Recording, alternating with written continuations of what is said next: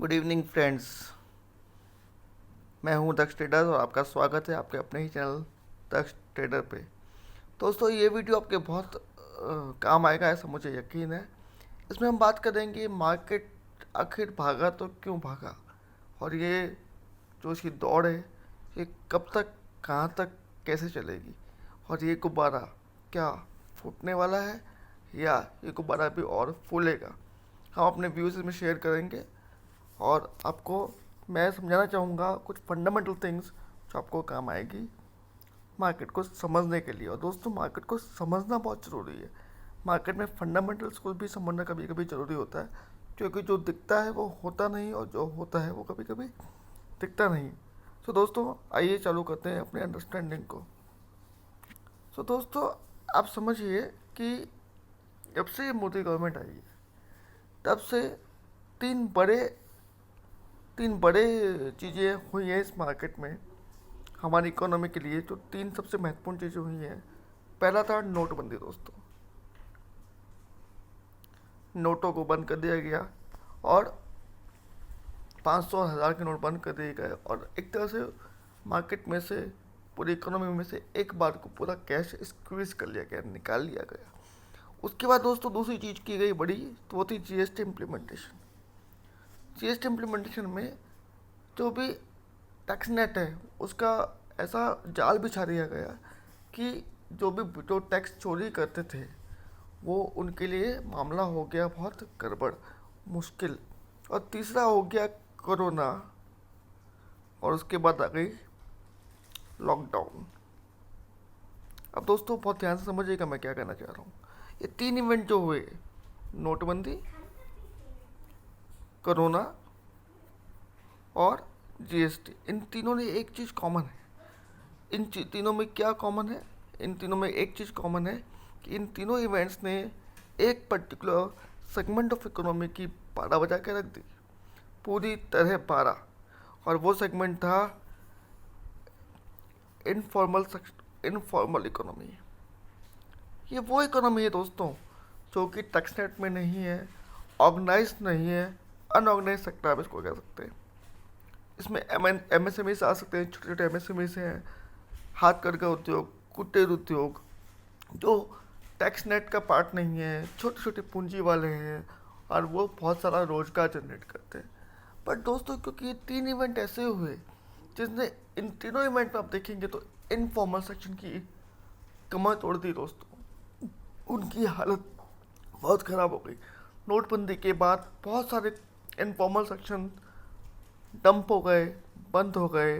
उनको, वो कैश पे ही जिंदा थे, और क्योंकि कैश एक बार उनकी ज़िंदगी से निकला तो वो खड़े ही नहीं हो पाए। दो मार्केट में वापस कैश आ गया, लेकिन जो इस झटके को झेल नहीं पाए वो ख़त्म हो गए दोस्तों, वो वापस खड़े नहीं हो पाए। उसके बाद आया जीएसटी दोस्तों, और जीएसटी ने भी वही किया कि जो छोटे व्यापारी था, जो इनफॉर्मल सेक्शन था, जो छोटी छोटी फैक्ट्रियाज थी, उन पर बहुत बर्डन आ गया। वो ये टैक्स नेट को समझने में, इसके कंप्लायंस में सक्षम नहीं है। और दोस्तों आप समझिए, इनफॉर्मल सेक्शन में एक बहुत बड़ा पार्ट ये होता है कि अगर वो टैक्स चुकाएंगे तो वो इकोनॉमिकली वाइबल ही नहीं रहेंगे। इसका मतलब ये है दोस्तों कि वो तभी सक्सीड कर सकते हैं जब वो टैक्स को ना चुकाए। टैक्स ही उनका मार्जिन है दोस्तों। अगर उनको अदानी, अंबानी, टाटा से मुकाबला करना है तो वो उनकी, क्योंकि कॉस्ट ज़्यादा है और वो कॉस्ट इफेक्टिव नहीं हो सकते। क्यों इफेक्टिव नहीं हो सकते? क्योंकि उनका प्रोडक्शन का, उनके पास टेक्नोलॉजी नहीं है, वो उतने बड़े नहीं हैं, वो उतनी बड़ी मशीनें नहीं लगा सकते, और वो ज़्यादातर लेबर बेस्ड है। तो उनकी कॉस्ट, क्योंकि लेबर बेस्ड है और मशीन्स नहीं है, तो उनकी कॉस्ट होती है ज़्यादा। तो अगर उन्हें मार्केट में बड़े प्लेयर से कम्पीट करना है तो उनका मार्जिन ही बनता है टैक्स बचाना। तो अगर वो टैक्स चुकाएंगे जीएसटी के बाद तो वो इन बड़े बड़े खिलाड़ियों से या ऑर्गेनाइज सेक्टर से कम्पीट ही नहीं कर पाएंगे।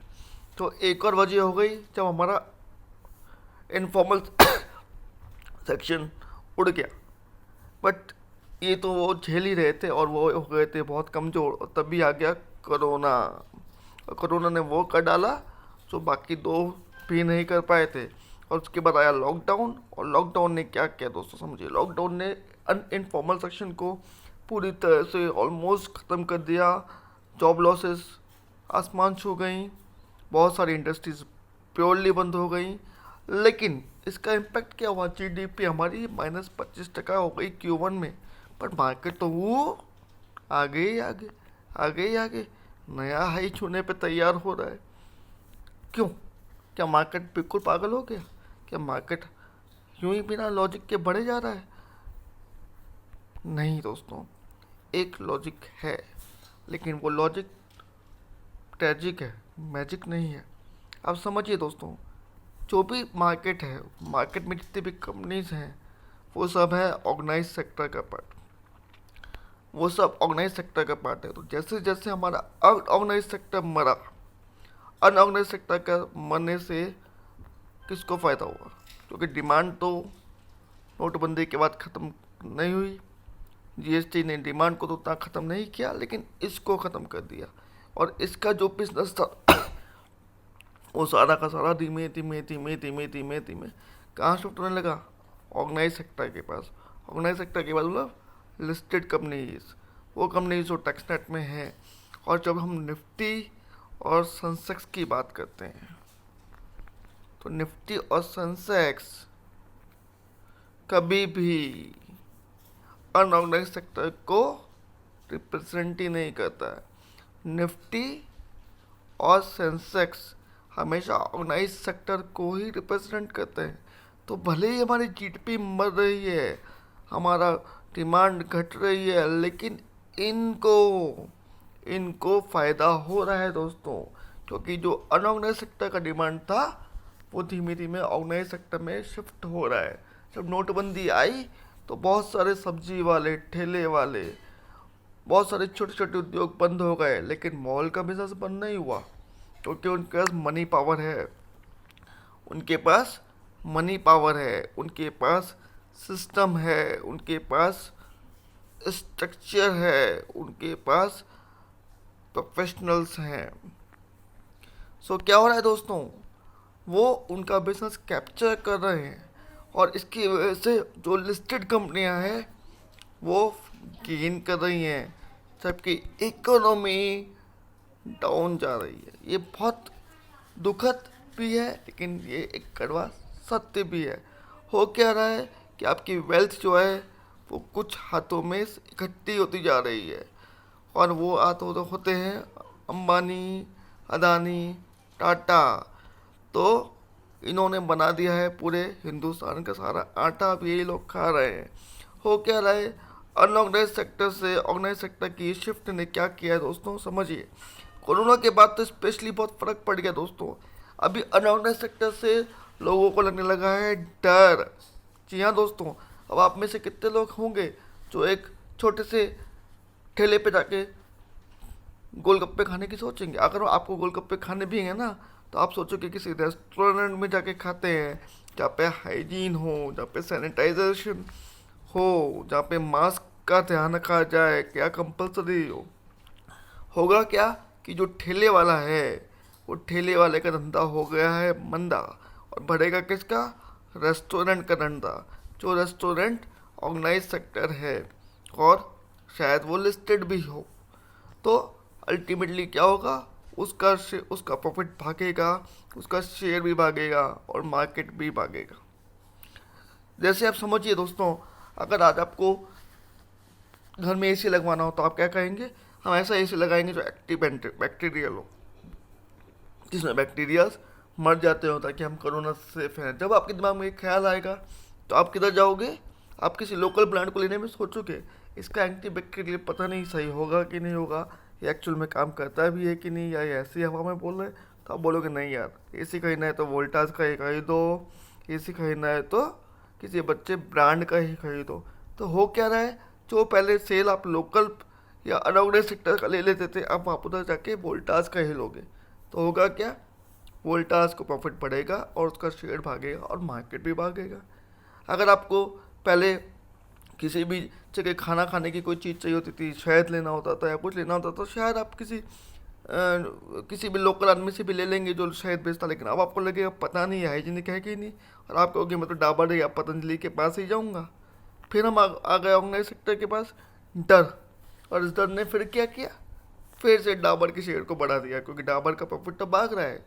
डिमांड भले ही घट गई, लेकिन इन कंपनी की डिमांड क्यों नहीं घटी, क्योंकि इनकी डिमांड शिफ्ट हो गई, अनऑर्गेनाइज सेक्टर की डिमांड ऑर्गेनाइज सेक्टर में आ गई, और ऑर्गेनाइज सेक्टर ने निफ्टी और सेंसेक्स और मार्केट को भगा दिया। तो आपको मेरा लॉजिक शायद समझ आ रहा होगा दोस्तों, ये बहुत इंपॉर्टेंट चीज़ है। और क्यों भागा मार्केट दोस्तों, एक तो बहुत सबसे सबसे इम्पोर्टेंट फैक्टर यही है। उसके अलावा मार्केट क्यों भागा, लिक्विडिटी। लिक्विडिटी यानी कि पैसा पैसा पैसा, इतना पैसा डाला गया मार्केट में, डिफरेंट डिफरेंट इकोनॉमीज़ में, अमेरिका में, फ्रांस में, जापान में, इंडिया में शायद उतना नहीं डाला गया, लेकिन लिक्विडिटी जब मार्केट में आती है तो इक्विटीज़ भागती हैं, क्योंकि अल्टीमेटली लिक्विडिटी है तो कहाँ जाएगी। और लिक्विडिटी इक्विटीज़ में क्यों आई, वो भी बहुत इंपॉर्टेंट है, क्योंकि अभी लो इंटरेस्ट रेट्स हैं। आपको पता है दोस्तों, जब हम वापस 2008 की मंदी आई थी, तब भी होम लोन से 1.5% से नीचे नहीं गया था, पर अभी होम लोन कितना चल रहा है, 6.9। अब सोचो, डिमांड की तो लग गई है पूरी की पूरी वट, ये है डिमांड बिल्कुल नहीं मार्केट में। तो हो क्या रहा है, क्योंकि डिमांड नहीं है मार्केट में, तो एफडी के रेट्स पहुंच गए हैं <5%।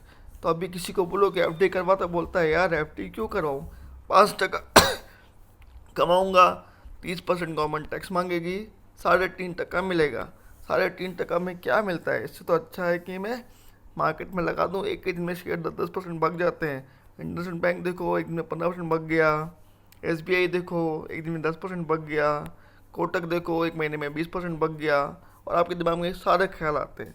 नतीजा क्या निकलता है दोस्तों, नतीजा निकलता है कि आप इक्विटी की तरफ भागते हो। तो जब अगर लो है इंटरेस्ट रेट, तो वो होगा मार्केट का फ़ायदा ही फ़ायदा। एक और बड़ा रीज़न क्योंकि मार्केट क्यों भागा दोस्तों, इसमें मैं जो भी बता रहा हूँ ये आपको फंडामेंटली क्लियर करेगा मार्केट क्यों भाग रहा है। उसके बाद क्या होता है दोस्तों, एक होता है सेंटीमेंट।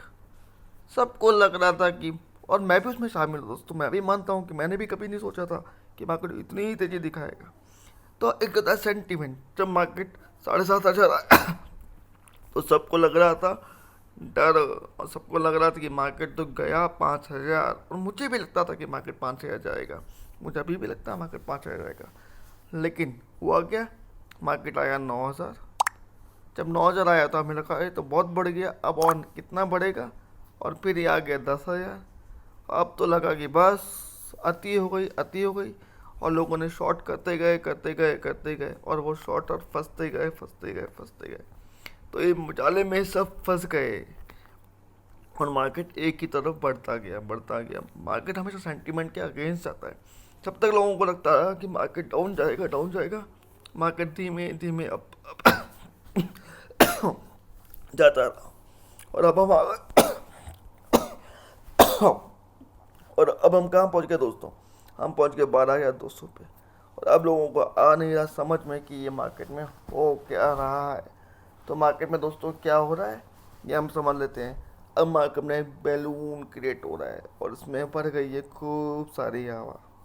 लेकिन प्रॉब्लम यही है कि ये बैलून कितनी और हवा ले सकता है, ये अभी समझ नहीं आ रहा है दोस्तों।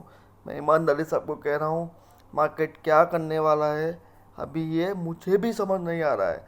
मार्केट में अगर टेक्निकली मैं देखता हूँ तो 12,400 के बाद मार्केट पागल हो सकता है, पूरी तरह पागल हो सकता है, और मार्केट 13,000 और इवन 14,000 का लेवल भी पा सकता है दोस्तों।